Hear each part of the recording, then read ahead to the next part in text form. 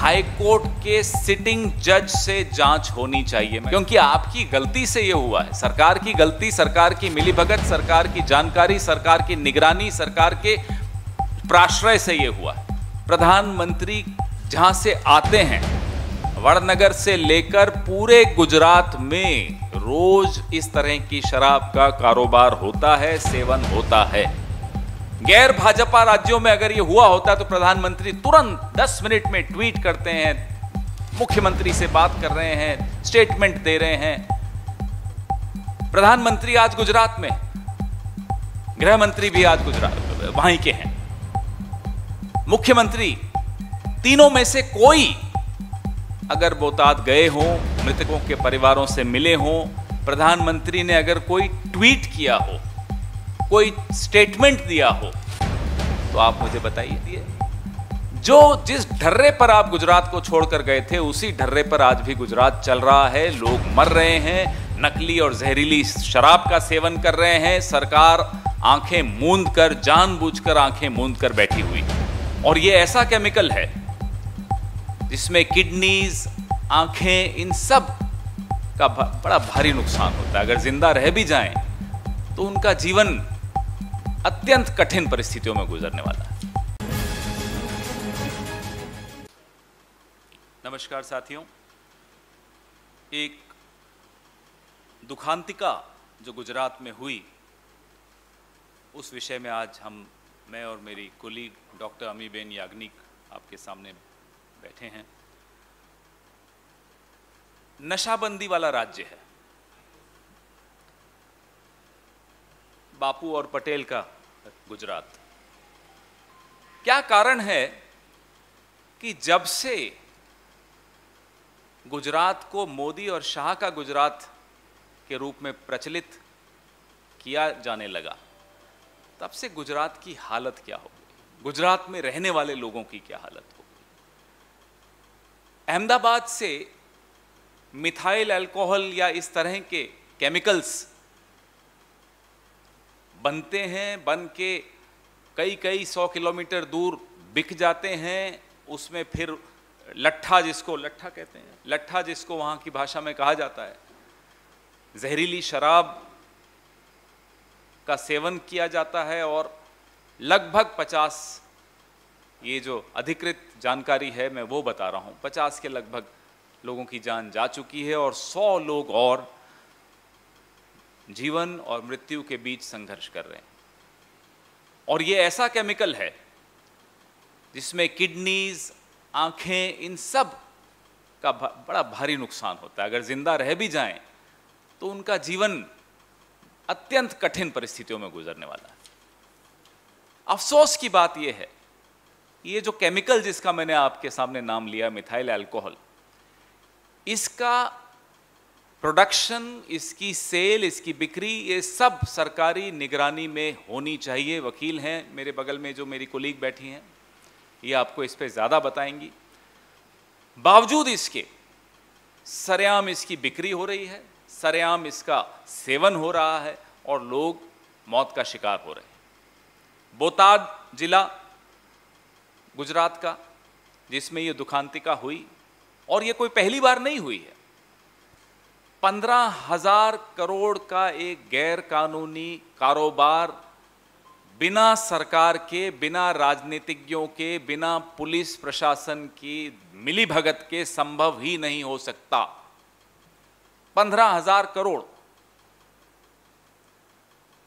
प्रधानमंत्री आज गुजरात में, गृह मंत्री भी आज गुजरात वहीं के हैं, मुख्यमंत्री, तीनों में से कोई अगर बोटाद गए हों, मृतकों के परिवारों से मिले हों, प्रधानमंत्री ने अगर कोई ट्वीट किया हो, कोई स्टेटमेंट दिया हो, तो आप मुझे बताइए।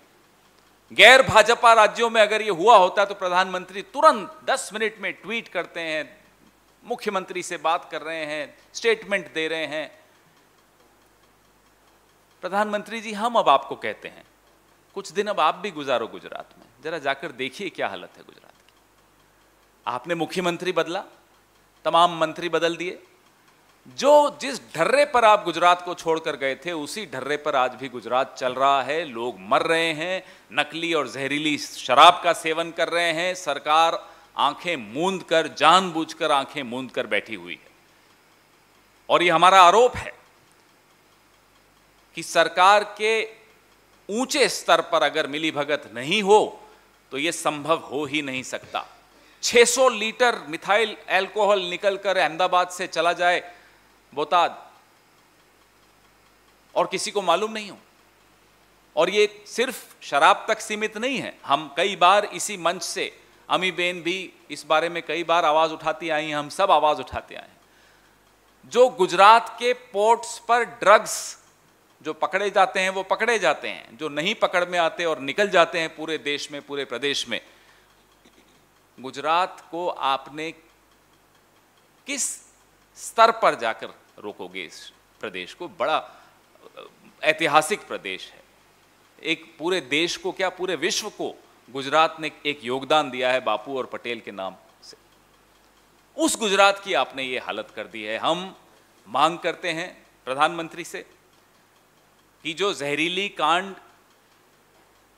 की हाई कोर्ट के सिटिंग जज से जांच होनी चाहिए। मैं दोहराता हूं, सिटिंग जज गुजरात हाई कोर्ट के द्वारा इसकी जांच करवाई जानी चाहिए। क्योंकि जिस पुलिस पर आरोप लग रहा है मिलीभगत का, अगर वही जांच करेगी तो वही होगा जो पहले होता आया है। 2009 में भी एक ऐसी ही दुखांतिका हुई थी, 150 जाने गई थी, कुछ लोग सस्पेंड भी हुए, वो फिर से बहाल कर दिए गए। तो हम पुराना उदाहरण आपके सामने रख रहे हैं। इस उदाहरण को देखते हुए हम आपसे यह मांग करते हैं कि सिटिंग जज ऑफ हाई कोर्ट की निगरानी में यह जांच होनी चाहिए। नंबर 2, जहरीली शराब पीने से जिन लोगों की जानें गई हैं वो गरीब लोग थे, अपने घर में कमाने वाले इकलौते सदस्य थे। ऐसे परिवारों को समुचित मुआवजा तुरंत घोषित किया जाए। हमको तो हैरानी है कि अब तक क्यों नहीं घोषित किया गया, क्योंकि आपकी गलती से ये हुआ है। सरकार की गलती, सरकार की मिलीभगत, सरकार की जानकारी, सरकार की निगरानी, सरकार के प्राश्रय से ये हुआ है।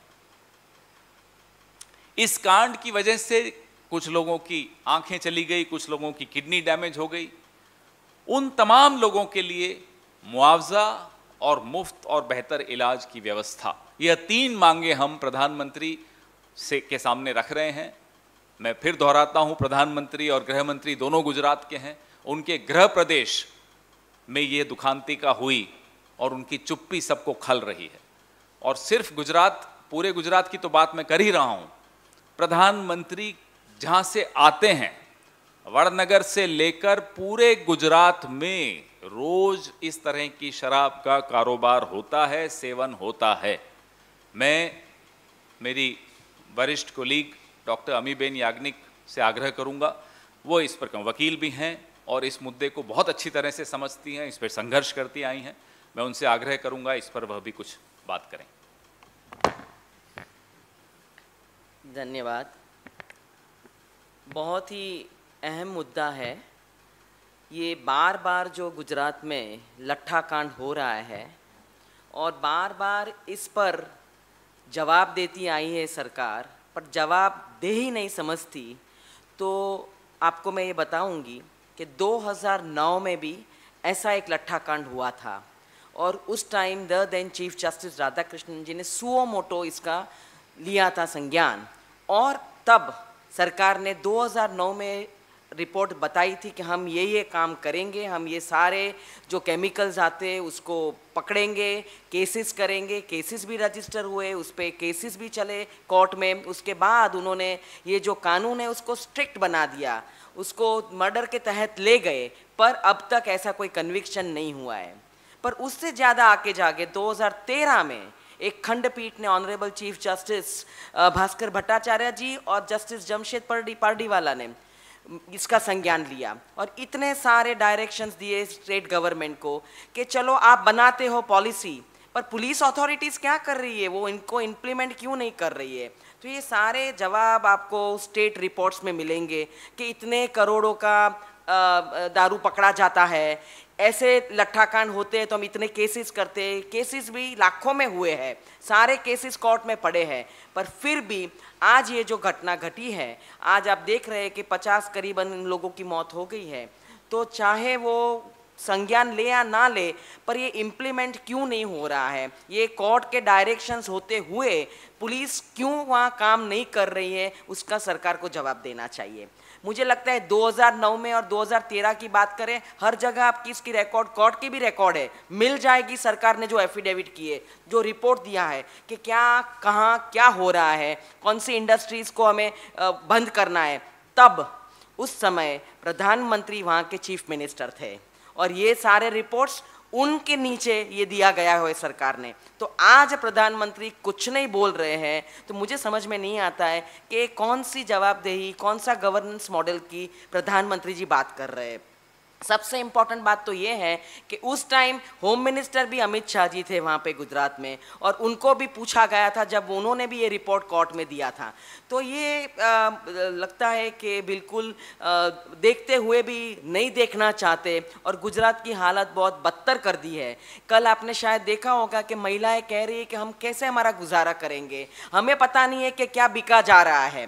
और आप अगर देखेंगे एक और PIL भी हाईकोर्ट में चल रही है कि इतनी सारी केमिकल इंडस्ट्रीज बिना रोक टोक, बिना पोल्यूशन कंट्रोल के नॉर्म्स बिना फॉलो करते हुए पूरे सारी नदियां में वो डाल रही है, वो भी PIL चालू है।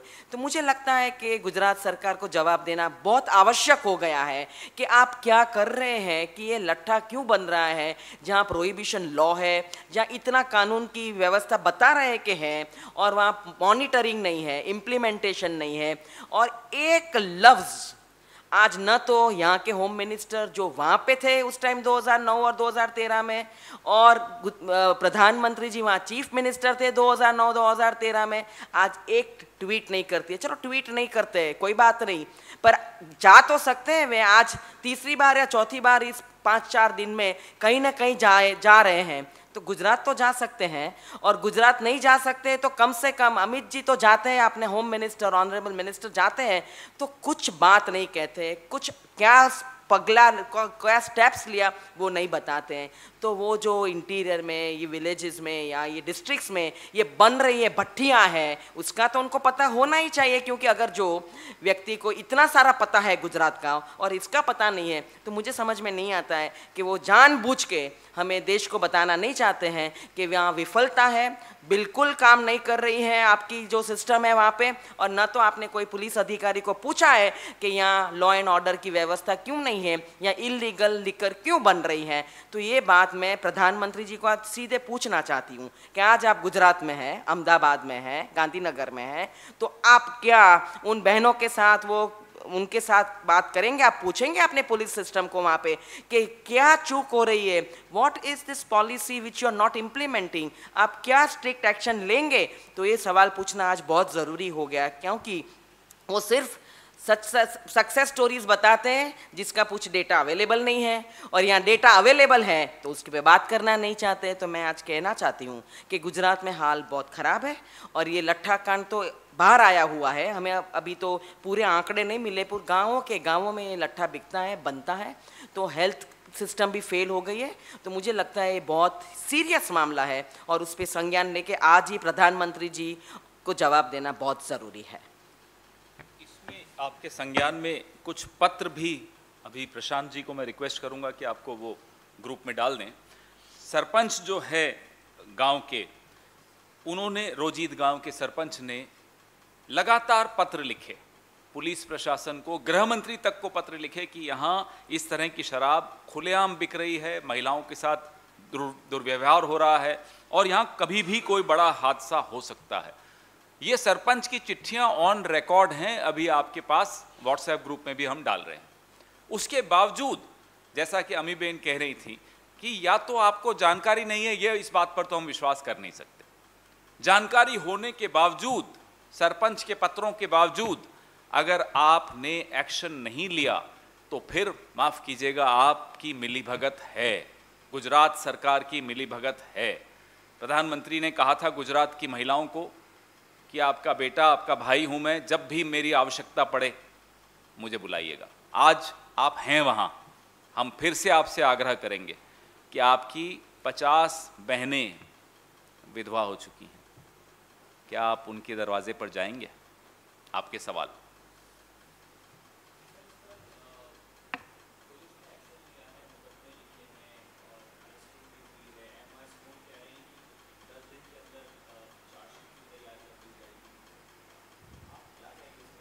दो चीजें, जैसा कि मैंने आपको बताया, ये कोई ऐसा तो है नहीं कि परसों शराब बननी शुरू हुई और परसों बिक गई और परसों लोगों की मौत हो गई।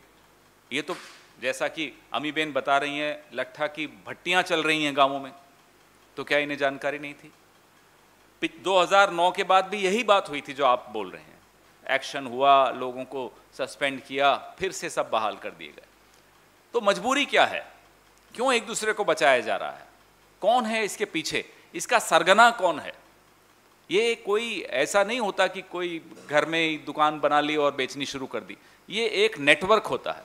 इस नेटवर्क में मिलीभगत होती है। मिलीभगत में पुलिस, प्रशासन, नेता सब शामिल होते हैं। विशेष तौर पे रूलिंग पार्टी पर इसका बहुत ध्यान हमें देना चाहिए कि ये लोग, क्योंकि सत्ता इन्हीं के हाथ में है और पिछले 27-28 साल से यही सत्ता में है। तो अब ये कह देना कि साहब अब हम सांप तो निकल गया, लाठी पीट रहे हैं, तो उससे कोई अर्थ नहीं निकलता।